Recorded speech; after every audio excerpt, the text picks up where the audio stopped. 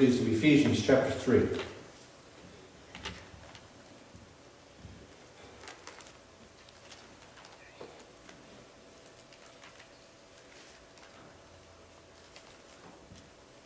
Hallelujah. The title of this message this morning is How Deep is Our Inner Man? How deep is our inner man? Now last week we looked at what it takes to have access into heavenly places. Ephesians chapter 3, verses 10, 11, and 12. In verse 10, to the intent that now unto the principalities and powers in heavenly places. And then in verse 12, Paul says, in whom we have boldness and access with confidence by the faith of him. In other words, there's a code to get into those heavenly places, and the code is BCF, boldness, confidence, and faith. Amen. Hallelujah. And once we gain access into heavenly places, now God can grant us according to. See, once we gain access into heavenly places, now God can grant us. See, I think sometimes it's misunderstood that sure, God is available any place, anywhere, anytime. But his mysteries are not available just any place, anywhere, anytime. And the blessings of God are not available just any place, anywhere, anytime. Folks, listen.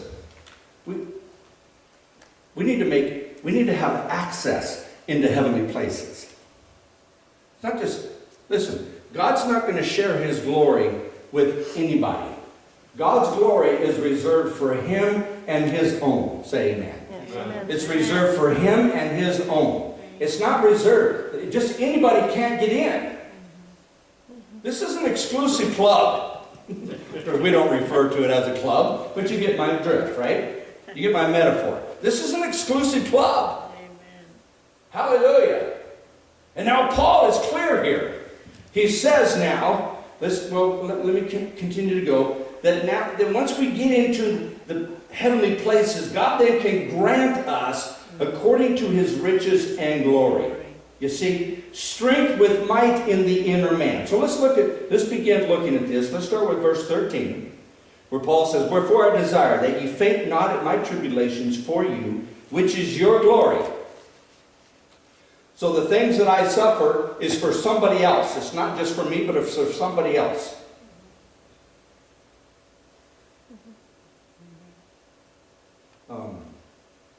Verse 14. For this cause I bow my knees unto the Father of our Lord Jesus Christ, of whom the whole family in heaven and earth is named. Now verse 16. That he would grant you. See, now that we're in, God is able to grant us.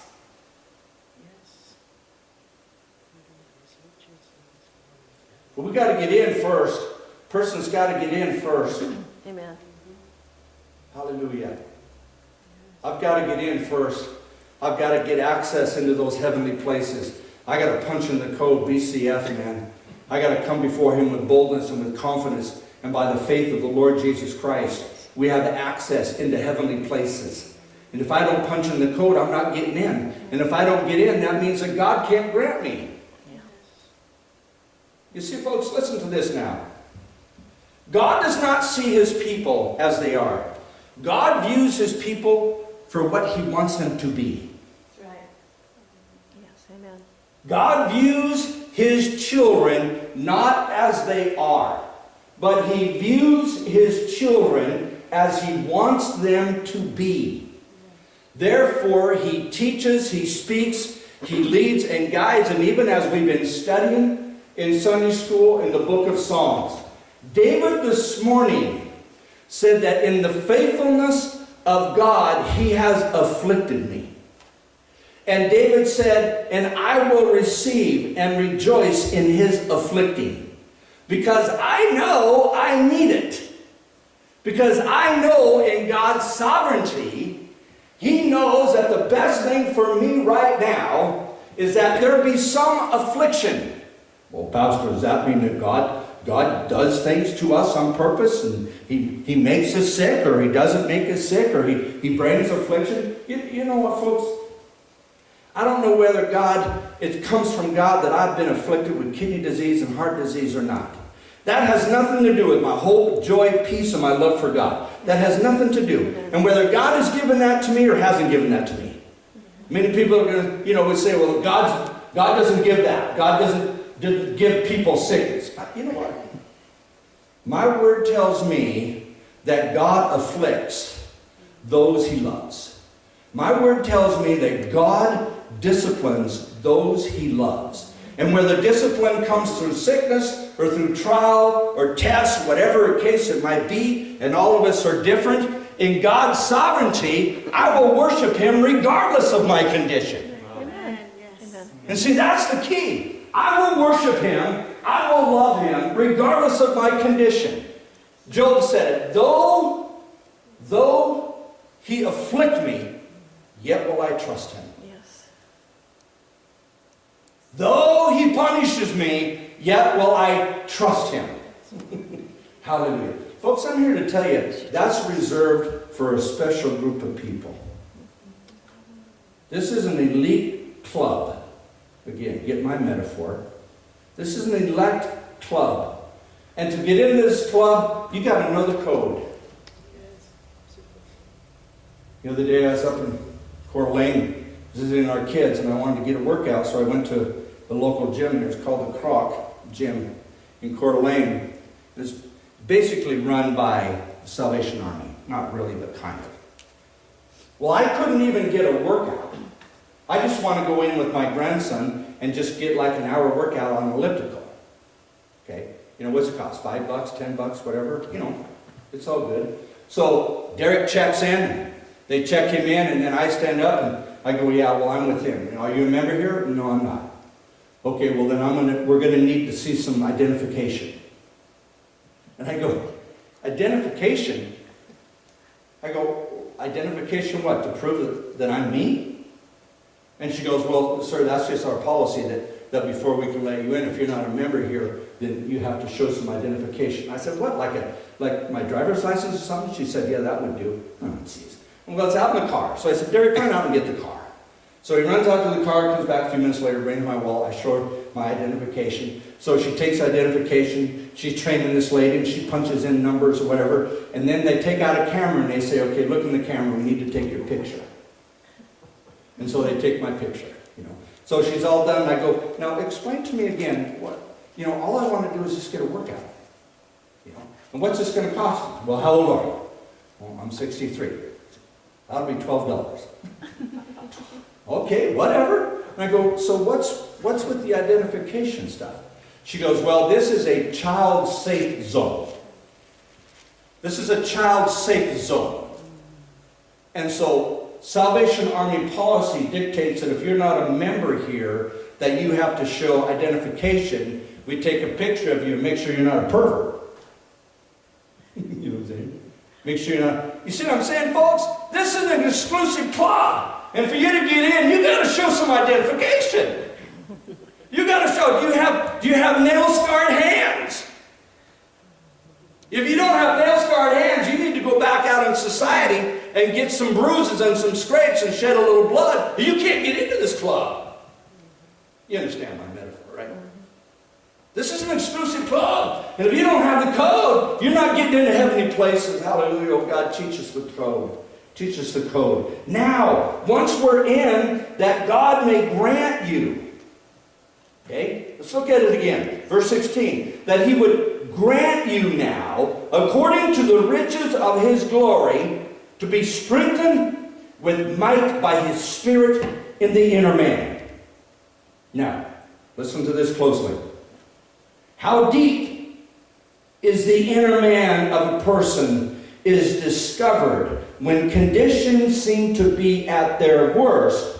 Their inner man performs at his best. Let me say that again. How deep is the inner man? Paul here just said it. That He grant you His glory, riches, and be strengthened with might in the Spirit in the inner man. How deep is the inner man of a person is discovered when conditions seem to be at their worst. Their inner man performs at his best. Hallelujah. You see, that's how we know. Thank you, Lord. That's how we know. Hallelujah.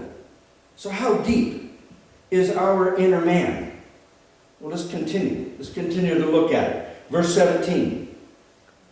That Christ may dwell in your hearts by faith, that ye, being rooted and grounded in love. Now, he says in verse 18, real quick, rooted and grounded in love, may be able to comprehend. Okay, let's stop there. May be able to comprehend. Now, there's a prerequisite to comprehending. Not just anybody can comprehend. Okay? You know how when you talk to friends or loved ones or neighbors, whoever, and you try to give them understanding, you try to talk to them, and you just hope that they can comprehend what it is that you're saying, and it just completely goes right over their head. Not only does it go right over their head, but they want to argue with you about it. They want to argue with you about the truth. You see, there is a prerequisite for comprehending the things of God, folks. It doesn't just come naturally. It doesn't just happen through osmosis. There is a prerequisite for comprehending, and that prerequisite is being rooted and grounded. For a person to comprehend the fullness of God, he must first be rooted and grounded in love. The question then divides us. How deep then is the roots of our love? How deep do our roots of love go? I'm going to get to that in just a moment. How deep do our roots go? Paul said that we be rooted and grounded in love, that we may be able to comprehend. We can't comprehend the fullness of God until we meet this prerequisite. And the prerequisite is being rooted and grounded deeply in love. Yes. How firmly grounded, then, is the question. And you see, folks, listen to this closely. The depth and the firmness of our love can only be discovered by the condition of the storms we face. How deep our roots in love go, and how firm our footing is in God's love can only be understood and known by the conditions of the storms that we face in life.